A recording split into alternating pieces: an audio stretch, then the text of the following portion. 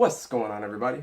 Frappuccino, Dev Del Molino here, the synthesizer of opinions, back with another review, and today we're taking a look at the newest Tyler the Creator album, Scumfuck Flower Boy. Scumfuck Flower Boy, alternatively known as just Flower Boy, is Tyler the Creator's fourth studio album and his fifth major release thus far. Tyler has definitely made a name for himself as being one of the most controversial and polarizing figures in hip-hop music and just kind of in music in general. Not only does Tyler say and do these controversial things, but he does so flagrantly, and he does it with the intent to kind of ruffle the feathers of the more thin-skinned. Now, I personally have long been a Tyler the Creator fan, and it's mostly because even dating back to his earliest works, from album to album, Tyler has been able to show moments of absolute creative brilliance, in my opinion. He has a very artistic personality, and he tends to have a vision bigger than just the music when he goes into making these albums. Now, the unfortunate side of this is in looking at Tyler's discography objectively. Despite having 3 or 4 tracks at least on every album that I think are amazing, there isn't a single album that Tyler has made that I honestly feel like is worthy of high praises in totality. What I had a feeling of, and what has sort of been confirmed by this new album over here, is that it was never a question of whether or not Tyler could hammer out a solid and well-rounded LP. Always being an outward thinker, Tyler has consistently chosen to go into making these full-length projects, putting his artistic satisfaction far before that of anyone else's. Now, while that is the right way to go about expressing yourself in any art form, from a listener standpoint, Tyler has never been thorough enough in conveying that vision to us on any of these previous projects. On top of that, every single one of these albums has songs that don't really complement each other in totality, leaving these albums to sound very inconsistent, at times erratic, and just kind of ADHD. However, things are really changing on this new album over here. Flower Boy is so much more mature and cohesive and personal, it's vulnerable, and it's so much more focused than anything that Tyler has logged into his discography thus far. Now, the first thing that is vividly different about this album than all the ones that come before it are the themes and motifs that run through the very detailed lyrics and some of the skits that kind of overlay the story on this album. I wouldn't go as far as to say that all these things come together to assemble some sort of story per se, but there's definitely a motion picture in play on this album. Now, obviously, it is not out of the ordinary for us to see Tyler installing some sort of theatric performance into a project that he's working on. But if you're paying attention to any of the stories that take place on the previous albums, they're usually works of fiction. What really sets this album apart from anything that Tyler has done so far is the fact that the spine of the narrative comes from a place of introspection. This introspection is far more interesting, so much more accessible and relatable to a much wider audience of music listeners than any of the fictional stories he's told us or any of the times that he has embodied the personality of the mentally depraved or anything. And it's actually kind of beautiful because in this album, Tyler's words are brimming with a sense of confusion and just general internal confliction. And what's really nice is that we get to see Tyler led to a point of comfort and confidence in himself once he's finally sorted out all of these thoughts in his head. Now, there are 2 major symbols used on this album. The first thing that literally propels the story forward is a car or multiple cars that Tyler is driving over the course of this album. The second are flowers, or like gardens. The car is used in such a way that tells the listener that Tyler is trying to go somewhere, trying to get somewhere. We don't really know where that is, and by the context of the album, it doesn't really seem like he knows all that well either. Now, in having the title Flower Boy, it's safe to assume that any point in which we are referencing a flower on this album, we are directly speaking about Tyler. The flower on this album is used in a way that is most likely to reference Tyler's sexuality, which is a big topic on this record. Other than that, Tyler uses the imagery of a flower blooming, obviously to reference him kind of growing up and maturing, but the flower is mostly used to describe an internal conflict that is going on.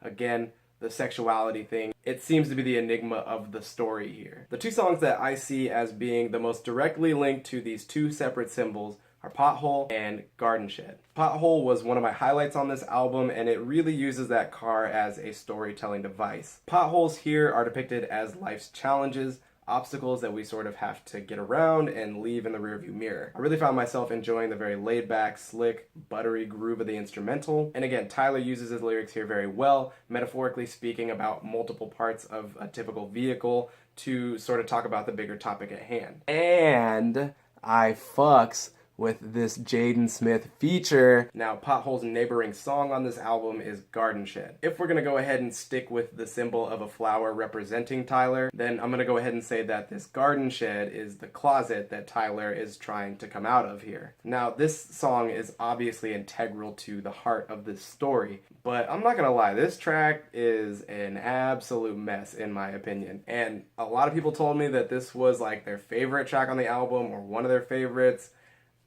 I don't get it. This is definitively my least favorite song on the album. I found the first part of the song to be too spacious and atmospheric, and then all of a sudden when more instrumentation does come through, it's overbearingly thrown at you all at once with a lot of power. Things do get a little bit better when the instrumentation sort of levels out. Tyler does come through with this pretty deliberate, airtight flow. Again, the flow, the lyrics here are actually a major highlight on the album in general, but it's not going to be enough for me to want to sit through this incredibly vapid first half of the track more than I've already had to. So moving from my least favorite song on the album to my favorite song on the album, I Ain't Got Time is amazing. Again, this song is easily my favorite off the album. This instrumental is insane. This thing definitely rolls the red carpet out for itself and kind of has this slow build up, and then boom, this thing just completely flies off the wall. The energy on this thing is completely unhinged, and the enthusiasm is wall to wall all over the place. Tyler capitalizes on the very boisterous profile of this instrumental, and Tyler's flow and his ad-libs on this song keep this thing very fun and infectious.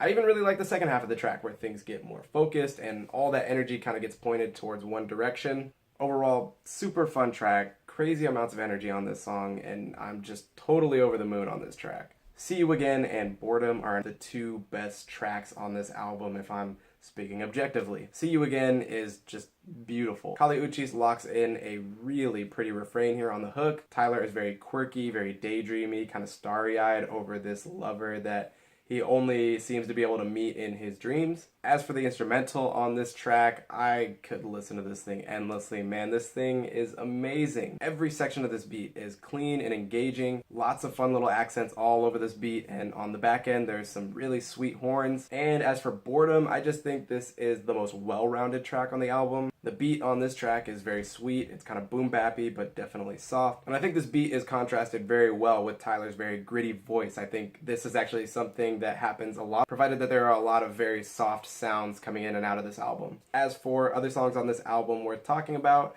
911 is another really great track here. Again, one of the quirkier bits on this piece. I really like the background vocals that show up. Now for the latter half of this two-part track, Mr. Lonely is not one of the songs that I really cared for all that much. I just think when you juxtapose it with a song like 911, it's just a really underwhelming follow-up. November is another song that I'm pretty lukewarm on. Nothing distinctly bad about this song. It's honestly just kind of boring. Although I will say in the same light as Garden Shed that this song houses some of the best lyrics on this entire album. But yeah, overall, pretty meh. Where This Flower Blooms, pretty meh. Another thing on this album that I like in a really random sense is the song Glitter. I don't know why I like it so much.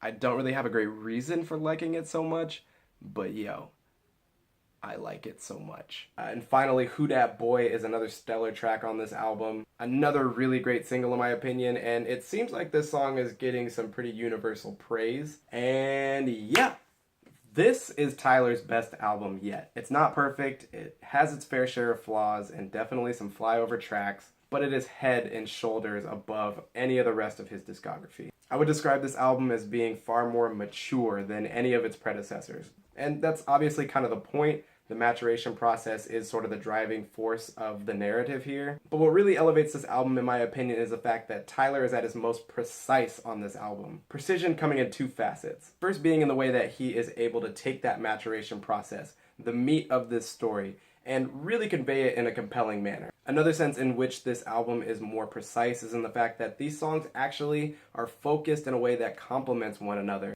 A lot of the core music on here sounds generally cut from the same cloth. Now, one of the best things about Tyler is the fact that he can be all over the place, and he does so appropriately in the short detours that he takes on this album. Again, the songs like I Ain't Got Time, the Droppin' Seeds record with Lil Wayne, those are some side excursions that I think are short and sweet, they're fun, but then we get right back into the meat of the story once we're done with them. Again, I have to say it again, but this album is very introspective. And finally, I would say that Tyler's persona on this album is ripe. What I mean by that is prior to this effort, Tyler's persona came off very punkish and immature, which wasn't always a bad thing, but the sense of immaturity on this record seems to serve like so much more of a purpose. It also serves as this starting block so that when we get to the end of the album and Tyler has finally gotten to wherever he wanted to go, we have that indication that growth has taken place. Thus, the story is much more gratifying. And for anyone who sees themselves as a Tyler the Creator fan, I think this is a really great advancement in his craft that we should really be excited about.